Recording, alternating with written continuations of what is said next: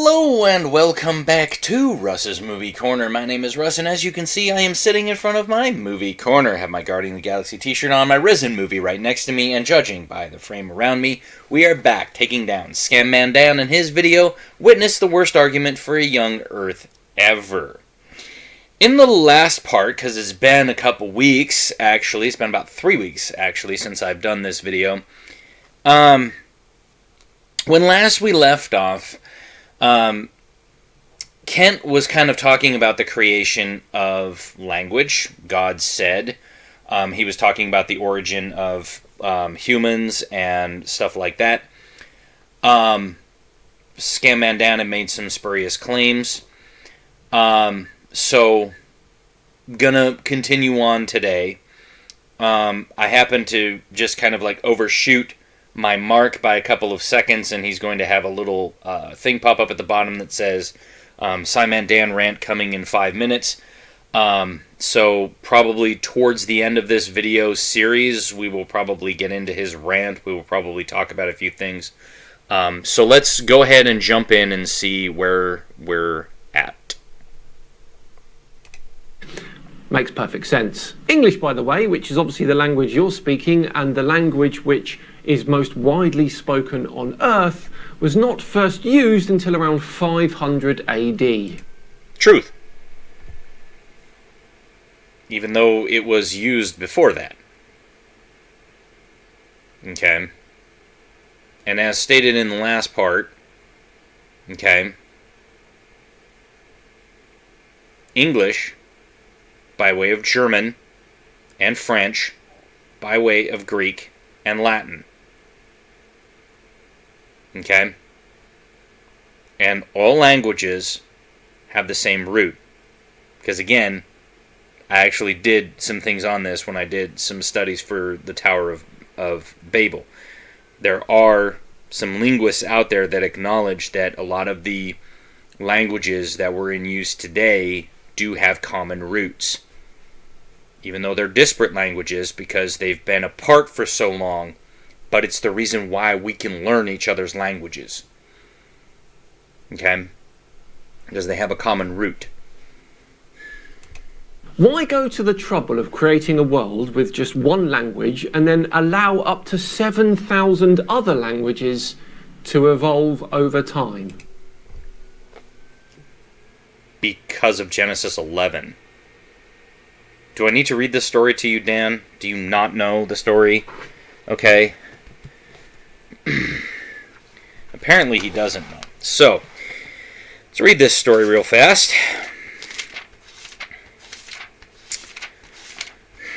So, quickly following the flood, okay, Noah and his sons were told by God when they came out of the ark, go back and replenish the earth. Be fruitful and multiply. Okay? So they started having kids, and those kids decided not to be fruitful and multiply. Okay? Throughout the earth, men spoke the same language, with the same vocabulary. Now, as they moved eastward, they found a plain in the land of Shinar, where they settled. They said to one another, come, let us make bricks and bake them in the fire. For stone they used bricks, and for mortar they used bitumen. Come, they said, let us build ourselves a town, and a tower with its top reaching heaven. Let us make a name for ourselves, so that we may not be scattered about the whole earth. Now Yahweh came down to see the town, and the tower that the sons of man had built. So they are all a single people with a single language, said Yahweh. This is but the start of their undertakings. There will be nothing too hard for them to do. Come, let us go down and confuse their language on the spot, so that they can no longer understand one another. Yahweh scattered them thence over the whole face of the earth, and they stopped building the town. It was named Babel, therefore, or Babel, because there Yahweh confused the language of the whole earth. It was from there that Yahweh scattered them over the whole face of the earth. So, yeah, they spoke one language at one time. Then they started going, hey, guess what? We can do this, we can do that. And God said, nope. Confuse their languages. And when he confused their languages, yes, languages adapt and evolve over time. Okay? As I stated in the previous episode to this, okay, if you actually go back and look, okay, at how just English has evolved over the years, okay, and that, like, we here in America speak a different variation of English than those in Britain. People in New Zealand speak a very slight variation to the people in England. The people in Australia speak a much different version. The people in South Africa speak a much different, because it's actually a mix of both Dutch and English. Okay, it's called Afrikaans. And so that, it's English, but there's a lot more in there than what's in, like, normal British English and all that kind of stuff. Okay? So yeah, Dan, language evolves over time. Okay? And even within, like, say, America, okay, there are different dialects and different slang terms that people use. Okay? Like, if you go to the Northeast, like, kind of New England, New York, Boston, okay, those people have very different words for things that, like, say, we out here on the West Coast don't use. Okay? And in the Southeast, okay, what is colloquially termed the Deep South, okay, those people have their own kind of dialect and pitch and meaning and how they talk about things. Okay? Can also be termed redneck or hillbilly kind of language. Okay? But even people in the Midwest have slightly different names for things and slightly different things going on. Okay? So you get diverse language even within your own country. So yeah, why wouldn't God scatter the languages? If he wanted people to go out and they decided not to obey him, of course he's going to push them out.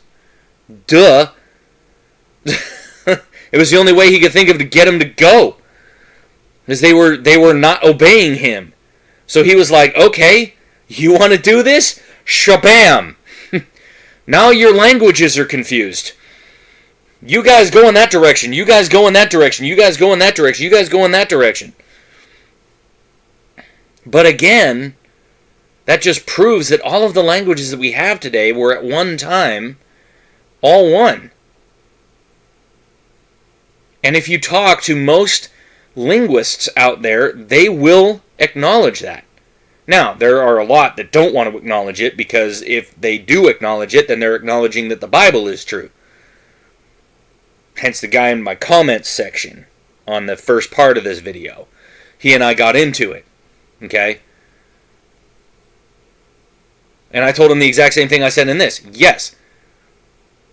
Greek and Latin, by way of Germany and France. That's how English came about. Okay? Because, lest we forget, there's a reason why people learned Latin back in the day. On up, even here in America, on up until like the 60s or 70s, kids were learning Latin. Okay? It's a dead language now because we're not teaching it anymore.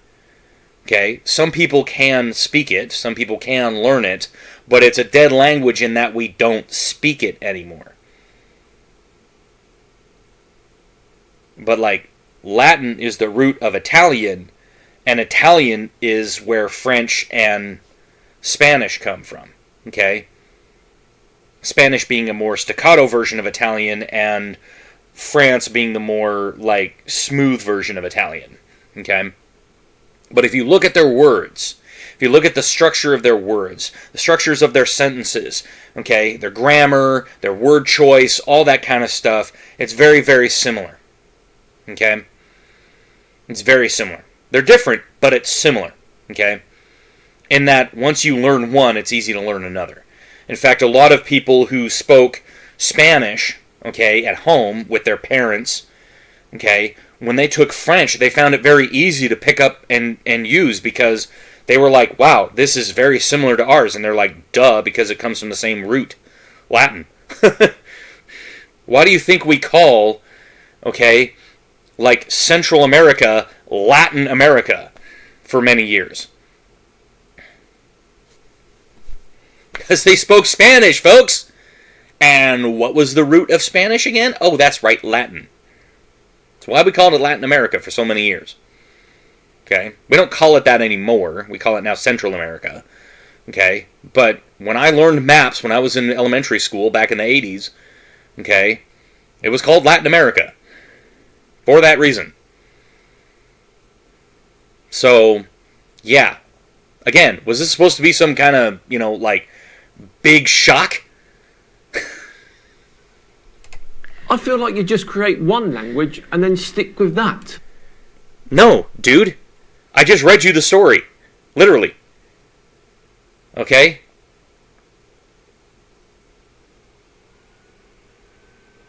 They all spoke one language, and they were defying God. And so God confused their languages and sent them out. And as such, as I said, okay, Bibles are translated into many different languages today. It's not like we're completely ignorant of all the different languages. Okay? There's only a few languages on earth that we haven't translated the Bible into. And those are people that live in, like, deep in Africa, deep in the Amazon jungle. There are tribes out there that we've never, talked to or heard of. Okay? But we have translated the Bible into a lot of languages. So it's not like we're just sitting here going, oh, gee, what are we going to do? There's so many languages. No. And it's not like God was like, oh, gee, I should have only created one language. No, God created all the languages. Duh. Genesis 11, man. Otherwise, you're just overcomplicating things a bit. No, you're not overcomplicating things. Okay? What you're doing is you're putting off the inevitable.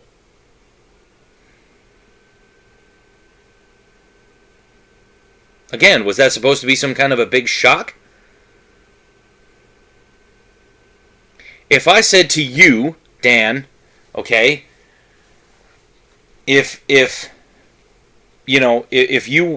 were looking at your country today and I said, if we came down and confused the languages of Britain, Scotland, and Ireland, okay, and had Scotland go back up to the north, had Ireland go back to their island, had England stay to the south, okay, and said, okay, we're going to confuse their languages so that they no longer speak the same language, okay? Some would say sometimes they don't speak the same language. Looking at you, Scotland. But if we were to do that, okay, then how long do you think it would be before they could learn the languages enough to be able to come together and recreate the UK? Yeah. It would take a while. There would be some strife. There would be some hardships. But you know what? They would come out stronger for it, wouldn't they?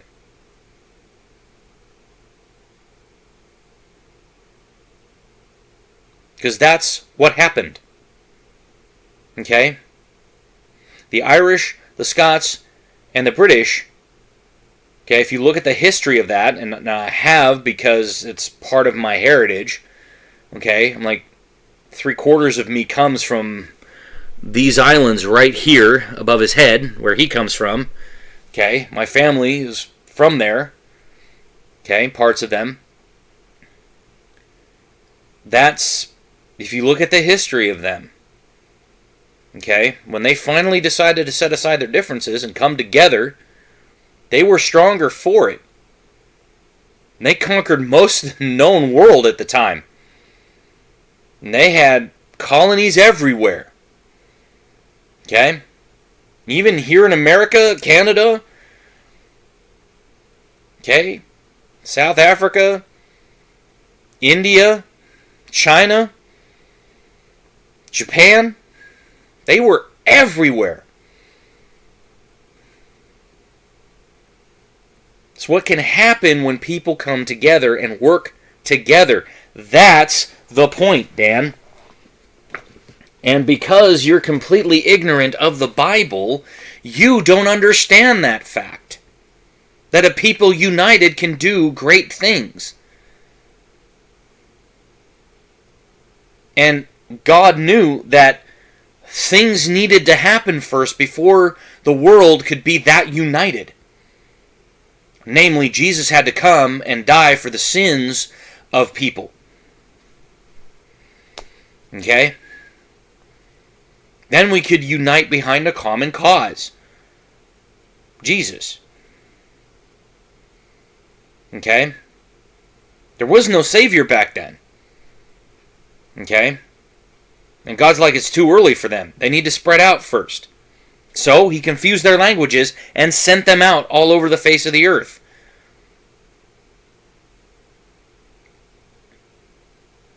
It was a calculated thing, not just some, oh, God doesn't know what the hell he's doing. No, God knew exactly what he was doing.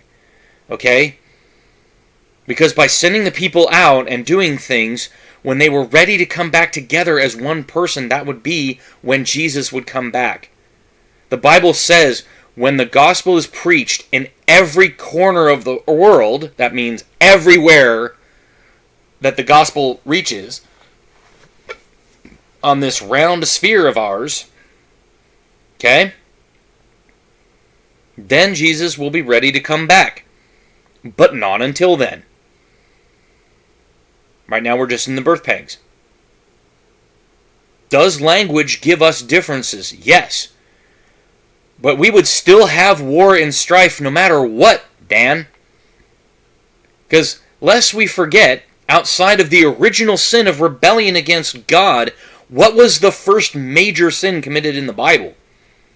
I only use the term major sin because it's like kind of important, because it was the first sin that is recorded after the fall.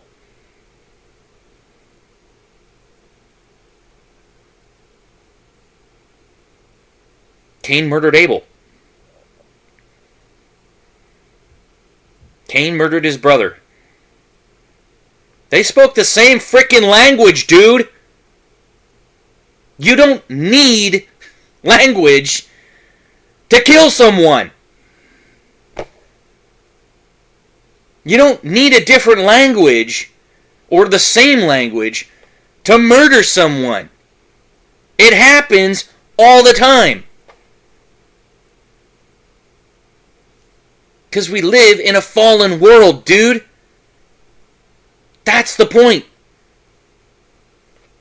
You're so hung up on this stupid language crap, you're missing the forest for the trees. He spoke the universe into existence. He gave only to humans the ability to use language. That's true. No other creature on the planet uses languages like we do. Nothing even similar. Talk about that in a minute. Can animals acquire language? Despite claims it's possible, the evidence says no. There you go. Scientific American, a couple of years ago. Yeah. Because, as I said, okay, when I went to college, okay, there was a primate studies on campus, okay? They had some enclosures, they had some primates, and they had an ape there, or a chimp, can't remember which, that was learning sign language, okay? Where they basically would like mold her hand around to make the shape of the word. They would have her do gestures. They would have her learn different things. And she had learned a certain amount of language, okay? Where she could communicate fairly effectively, okay? Then she started getting kind of restless, so they got a male ape or chimp and, bred it with her because they wanted to see what would happen. Would she do what we do as humans and pass the knowledge that she learned on to her child? Guess what? She didn't. Okay? This is why this article in Scientific American exists. Okay? We're the only ones that communicate with a spoken language. We're the only ones that communicate, okay, using intelligence. You can teach an ape or a chimp, okay, like, here's a banana, and here's the sign for banana. So if you want a banana, you make this sign, and we throw you a banana. Okay? It's more of like Pavlov's dogs. Okay? Where he would ring the bell and then feed them. And then ring the bell and then feed them. And after a while, okay, he would ring the bell and they would salivate because they'd be expecting food because it was positive reinforcement. That's basically all that was. Okay? And while, yes, you can, it's fun to watch those videos where people do voiceovers of animals or, you know, people assign subtitles to what animals are saying or whatever. No. Animals are not communicating with us, despite what we think. Okay? When your dog looks at you and barks at you and does things like that, they're just looking for attention. Okay? And sometimes they're looking to play. Okay? And sometimes that play looks more aggressive just because they're dogs. That's how they play. They play very aggressively. Okay? And if you, like, are playing and they kind of bite you and you go, ow! They immediately stop because they understand that they were too rough. Okay? But that's it. It's just a learned behavior. Okay? Because they don't actually want to hurt their alpha. That's their learned behavior. The alpha is the leader. But there are some great apes who are capable of using sign language. Again, they're not capable of passing that knowledge on because they don't pass that knowledge on to their children. Ever heard of the phrase monkey see, monkey do? Okay? That's literally what the extent of learning was. Okay? The ape would make some certain vague gestures. Okay? And the offspring would kind of go, like, make the same kind of gesture. But these researchers, okay, had to teach the next generation of apes what the signs meant because their parents weren't teaching them. That's the point, Dan. Just because they can be taught that, like, word associations, because they have kind of the mental capacity of about a 2-year-old, okay, doesn't mean that they now know what language is. And doesn't mean that they immediately go and start teaching all of their brethren. Like we do. Okay? When we have children, what do we do with them? We start reading books to them. We start talking to them. We start singing to them. We start doing things with them. Why? Because we want them to be able to communicate. And if they can't hear, then we teach them sign language. So that they can communicate effectively. We are the only ones that know the language, Dan. And if we weren't teaching these to the apes, they would still be dumb. They would still not understand language, concepts. That's the point. That is a language, a visual one, and you do need to know what you are referring to understand it. Yeah. Okay. If I don't know the symbol for this, okay? So don't, all you Amsland people out there, don't roast me for this, okay? This is just an illustration point. If I say this is a ball, okay, and I make, let's say this is the symbol for ball, okay, and if I go to an ape, right, and I say ball, and I mold their hand, and I go ball, ball, ball. Eventually that ape goes, oh, so if I do this with my hand, it means this. That's it. Okay? It's the same thing as when you teach a dog sit. Right?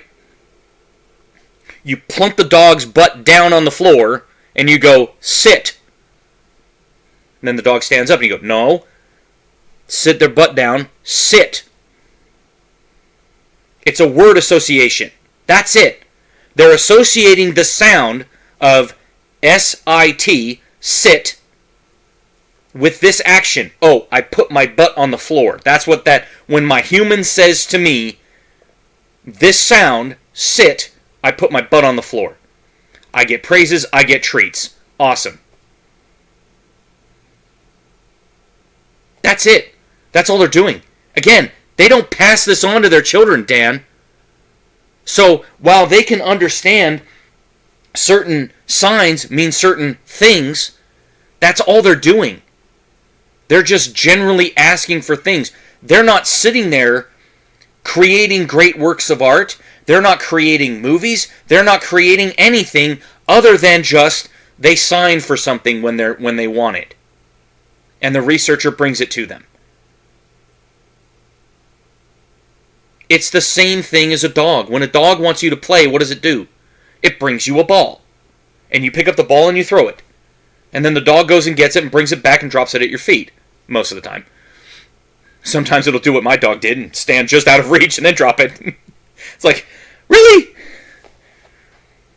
So then I have to move and grab the ball and then I throw it for him. Okay? Now, if I was really training my dog, I would train the dog to come back. I would say, fetch, right? And then the dog would come back and drop the ball at my feet because that's what fetch, you want the word fetch to mean. Okay? But that's all these apes are doing. That's it. Okay? In their brain, they're just sitting around and they're going, I'm hungry, I want a banana. So they make the symbol for banana, and then the researcher goes, yay, and then tosses them a banana. Monkey has no clue what's going on. Okay? It just goes, oh, I made that sign for banana, and they tossed me a banana. Great. That's it, dude. It's a basic need thing. They have no idea what else is going on. Because their brains don't have the capacity that ours do. Because again, mentally, they're like a 1.5 to 2-year-old.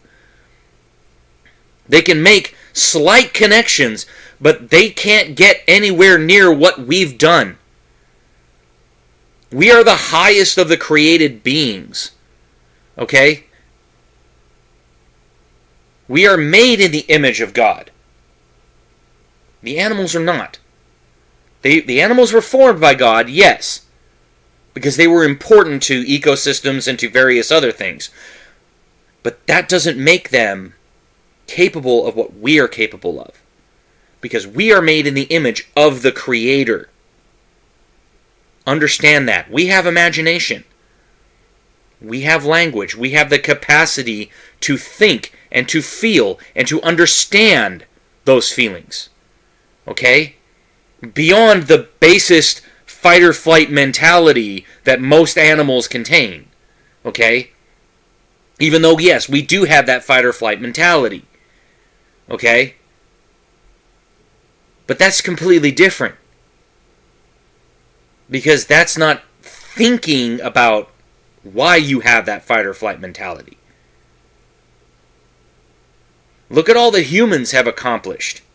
And then look at what apes have accomplished. Yeah, thought so. If we were just like apes, we'd still be living in trees. We wouldn't be living in dwellings. We wouldn't have computers. We wouldn't have space flight. We wouldn't be going anywhere. Because we'd be just dumb animals like them. Because if it was so evolutionarily advantageous to think and to feel and to develop weapons and to do all of that kind of stuff, why hasn't any of the apes done that? And before you try to roast me in the comments, yes, I do know that some apes can and do use certain types of weapons like bones and sticks to little effect. Because they don't have opposable thumbs.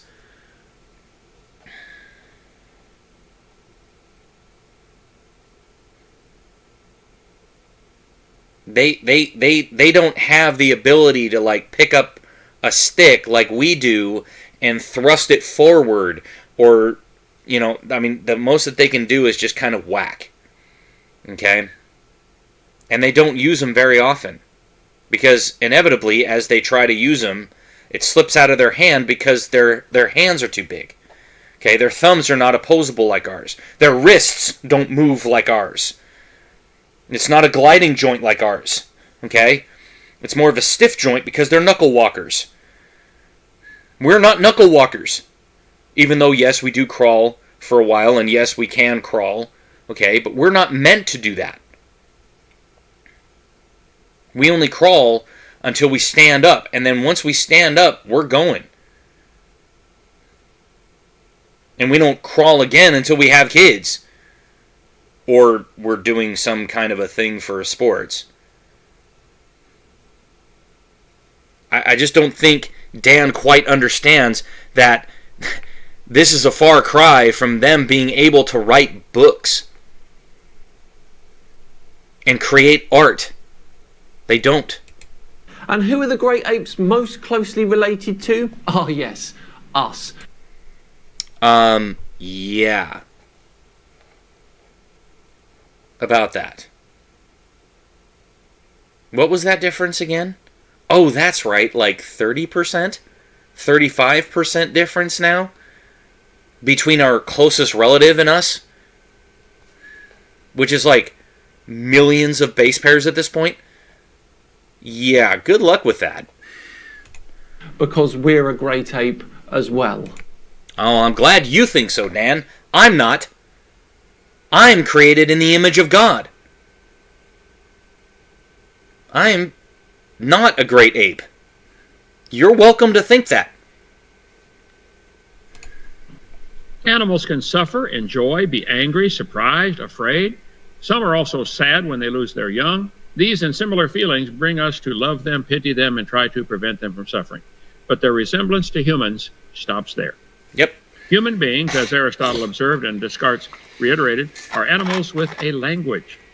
And language here is also logos, that is logic or rationality. And experience teaches us that these are absent from the rest of the animal kingdom. Yes, it is. Only humans. Well, I wouldn't argue with that. I think that's correct. I don't. Take a look at this. Now this is a crow solving a complex puzzle to obtain food, and it's doing so by using logic. And what did your text say? Experience teaches us that these are absent from the rest of the animal kingdom. Actually, Dan, that was your side. That was Scientific American that said that. That was your side that said that, not Kent. That was your side. So congratulations, you just dunked on your own scientists.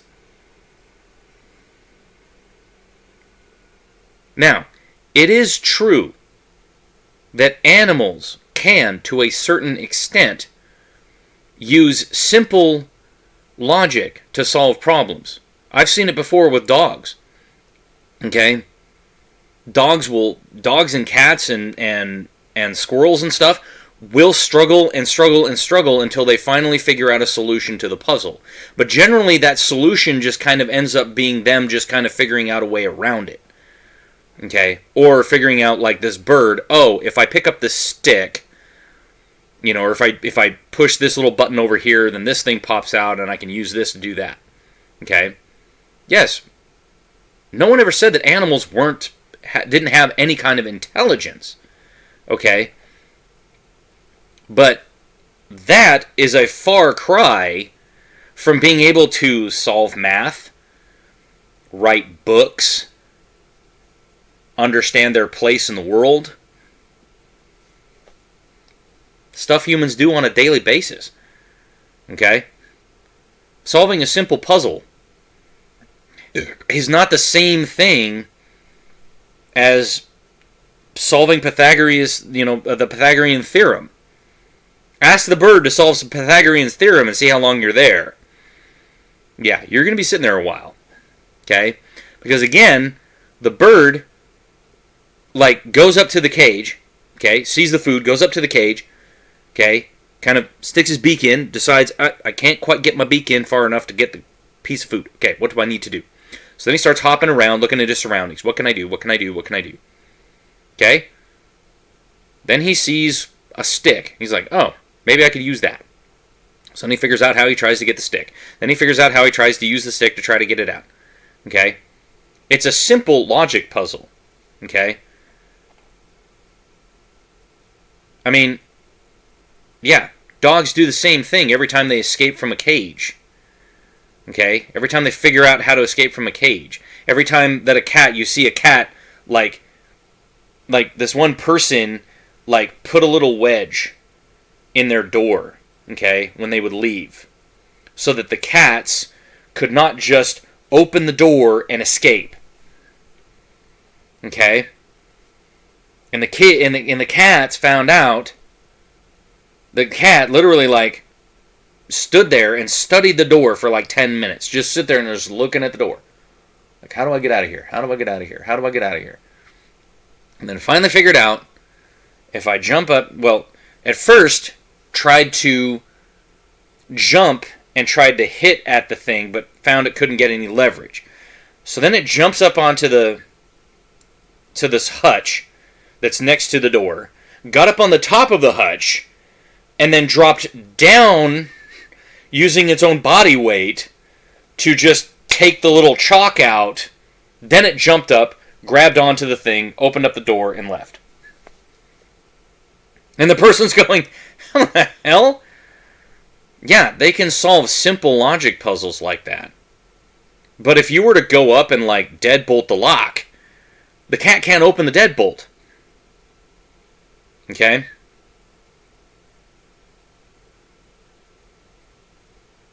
So, here again, you know, how do you keep a cat locked in a place?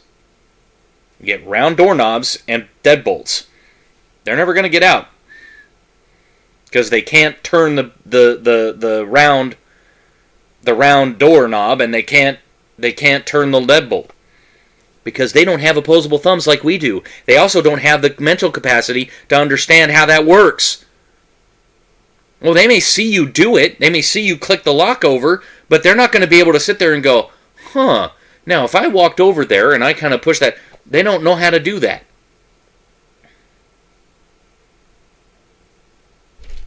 So yeah, they can solve simple logic puzzles. Very simple logic puzzles like this. But like I said, have them solve math. Have that bird solve math, and then tell me that they have logic. Be sitting there. Looks to me that crow defies your belief there, Kent. Here we go. Evolution. And again, that's not Kent saying that. That was Scientific American, son. SciManDan, you just dunked on your own side. Good luck with that. News.org. Do animals have language? No. Whoa. Michael Egnor. All right, a couple years ago. Language in animals has never been demonstrated. Okay, Kent, we get it. You're saying that animals can't speak in a language like humans can. You don't need to bang on about it. Let's skip on to his next point.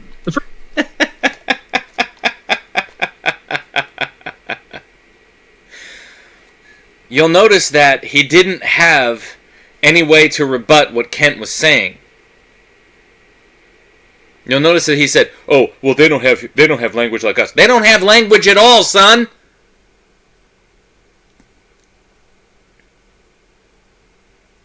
They don't have language at all. Have you tried barking at your dog, meowing at your cat? They look at you like you're nuts.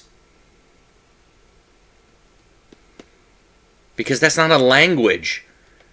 It's just a sound that they make to get attention. Okay? That's it. That's why they look at you that way. They're like, why are you making the same sound I am? That's weird.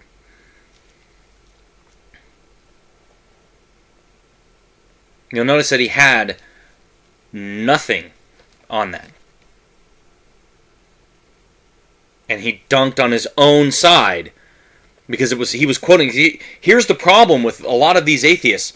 Ken Hovind was not saying of himself, "Oh, I happen to know that animals don't have language."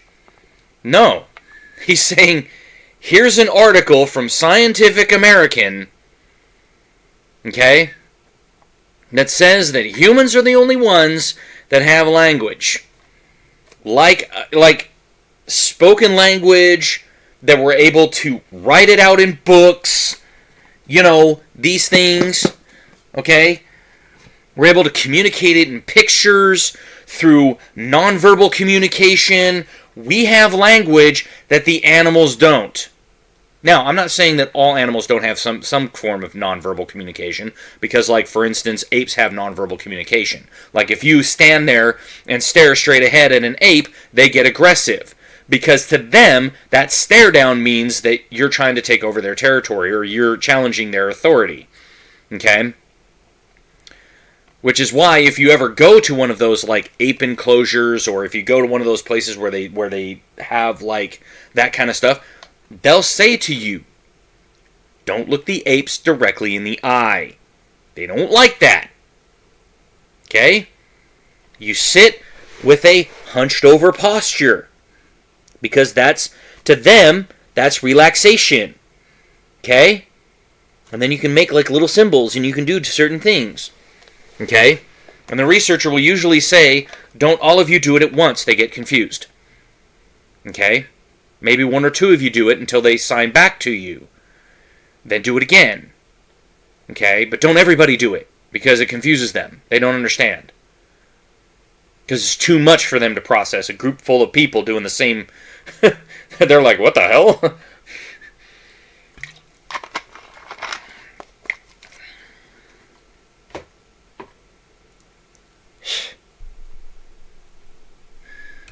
First mention of the devil speaking is when he raised doubts about what God said. God said, don't eat off that tree. Satan came along and said, yea, hath God said. Ah, that bloody devil. Language it starts at the beginning. First.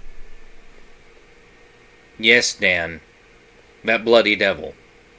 That's the reason why you don't believe in God. That's the reason why you believe that evolution is real. That's the reason why you believe you're a great ape. Is because of that bloody devil.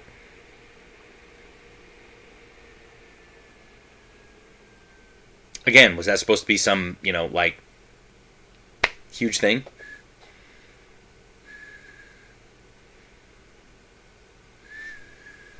We have free will, son. Created at day 6, when God made Adam and Eve, Adam could walk, talk, name the animals, and get married first day. So, God created man with his hands, and then he talked with him. God said, let us make man. God blessed them and said unto them, be fruitful and multiply and replenish the earth. God must have given Adam and Eve a pre-programmed computer where they could understand language from the very beginning. Yeah. Yeah, it's called a brain. And yes, other animals have one, but it's not as developed as ours is. Okay? Ours is unique among all of the other brains that we've ever encountered. Okay? From the lowliest multicellular organisms all the way up to us, we're the only ones that have this capacity.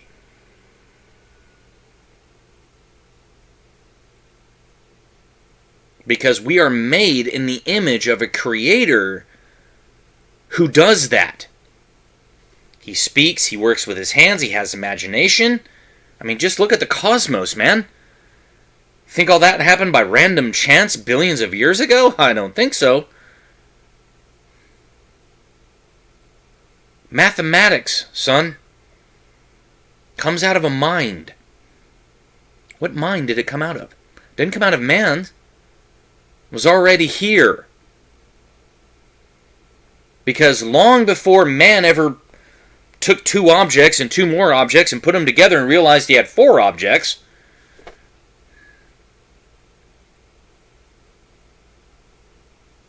The sun, moon, stars were all obeying mathematical principles. Everything operates on math. That's why math is known as the universal language. It's why if I, did a bunch of calculations and emailed them to SciManDan, he could read those calculations and go, oh yeah, that's cool. That's how we put the International Space Station in orbit. Because we sent dimensions to other countries and said, when you build things, make them to this specifications, we can stick them all together. And everybody went, oh yeah, that's cool. So they did.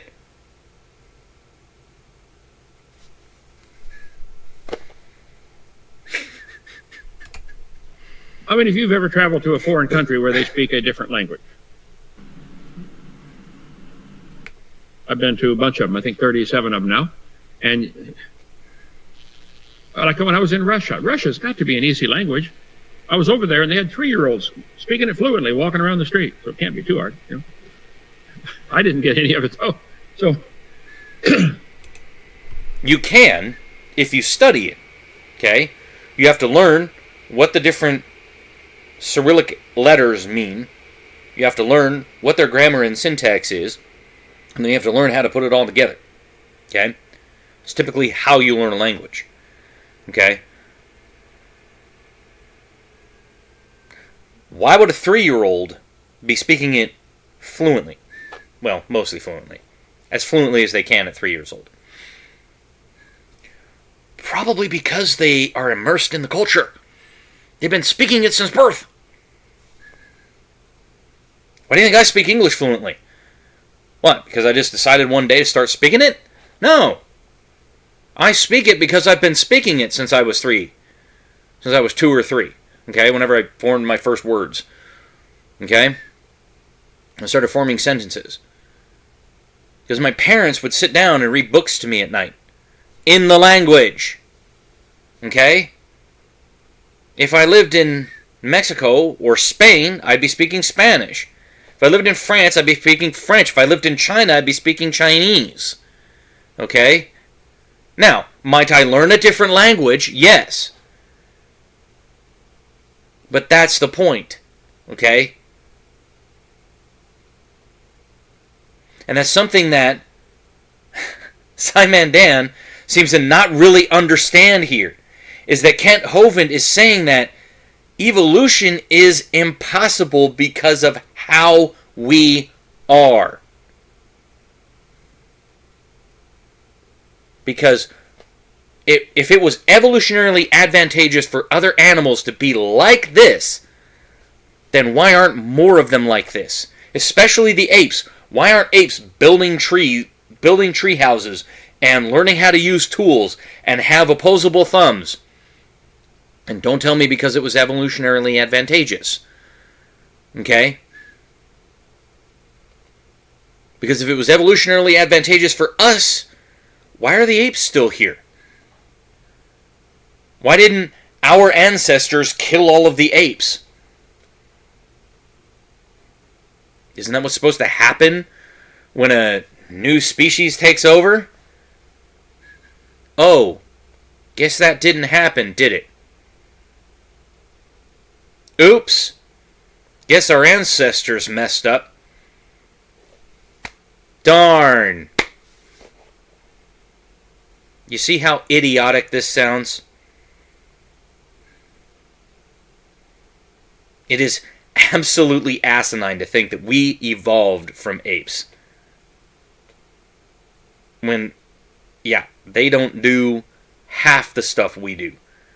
In fact, they don't even do 1/10 of the stuff that we do. So good luck with that. That means 3-year-olds are smarter than you, Kent. No. That means that 3-year-olds in a country that have been learning the language since they were born because their parents have been speaking it to them, that's why they speak that language. Okay? Kent was making a little bit of a joke. Okay? saying, wow, there's 3-year-olds out there that are speaking this. I should be able to speak it. I never did pick up on it. Yeah, because you, unlike them, haven't been immersed in the culture long enough. I have a friend, okay, who lives kind of over in this part of the world right now, okay, kind of the Azerbaijan, Ukraine, okay, Belarus area, okay. He helps out with autism outreach out there, okay. And he spent a lot of time, okay, learning the languages, okay, learning Cyrillic, learning Azerbaijani, learning different languages so that he could communicate with the people over there because they don't speak English. And he can switch back and forth between English and Russian very easily, or English and Ukrainian, or English and Azerbaijani, very easily, okay? Because he immersed himself in that culture. And he immersed himself in the language of that culture. And he started learning how to make that language work and learning how to do things with that. Don't expect to show up one day in a country and expect to be able to just speak the language. You might be able to pick up on a few things, but you're not going to be able to pick up on the whole language, all the nuances, all that stuff, unless you study the language. That's the point that Kent was trying to make. Okay? It's not that 3-year-olds are smarter than him.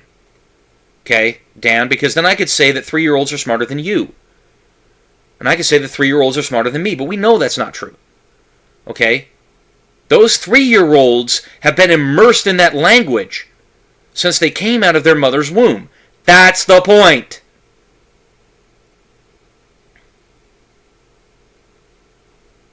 So Dan, it's either 3-year-olds are smarter than you, or they've been immersed in the language longer. In this case, 3 years. Which do you think it is? I'm thinking it's the latter, but then again, maybe 3-year-olds are smarter than you.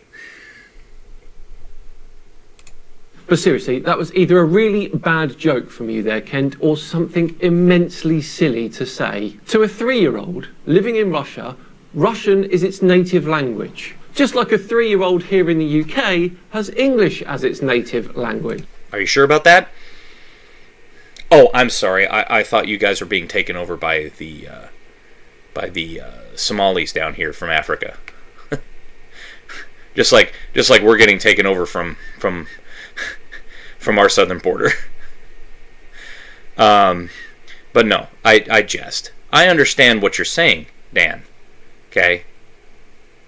I literally just said that. Okay? And yes, he was making a joke. And yes, it was pretty funny. Honestly, Ken, I do hope that was a bad joke. God made Adam and Eve, already had a pre-programmed language. Yep. God said to Noah. God spake to Noah. God spake to her. God spake to Abraham. God spake to Adam. He spoke to the woman. He spoke to the serpent. And God made it where the serpent could even talk and understand language. Because the serpent allowed the devil to use him. Okay? And he said, okay, you got to crawl on your belly. Well, it's not a curse to crawl on your belly if you're already crawling on your belly. Well, apparently he had lost arms or legs or wings or maybe all three and lost something, okay, to crawl on his belly. Convenient, that one, isn't it?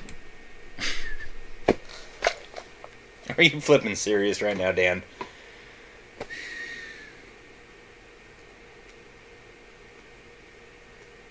No. The devil was an angel who was kicked out of heaven. Okay? Because he coveted God's position. And the Bible is very clear that the devil was chief among the created beings. The angels. Okay? So, yeah. We know. You don't, but we do. Okay? Let's just kind of finish up this one little argument. Also, was there just one serpent? What was it even doing there? Okay. I think this is going to be the beginning of his rant. So I think what we'll do is we'll leave it here, and then we'll come back to it in a couple weeks. Okay? And we'll get back into this rant of his that he's going to go into here. Okay? Because here's the thing. Okay? It wasn't just one serpent. There were many snakes in the garden, but there was only one serpent. Okay? That was the devil. And I'll get into that in the next episode. Okay? I'll go through the biblical justification for that, because there's plenty of places where it says the serpent, that is the devil. Okay? So, we'll get into that next time, but smash that like button, hit subscribe, drop a comment below, let me know what you think of this series so far, and as we say, we will see you on the next one.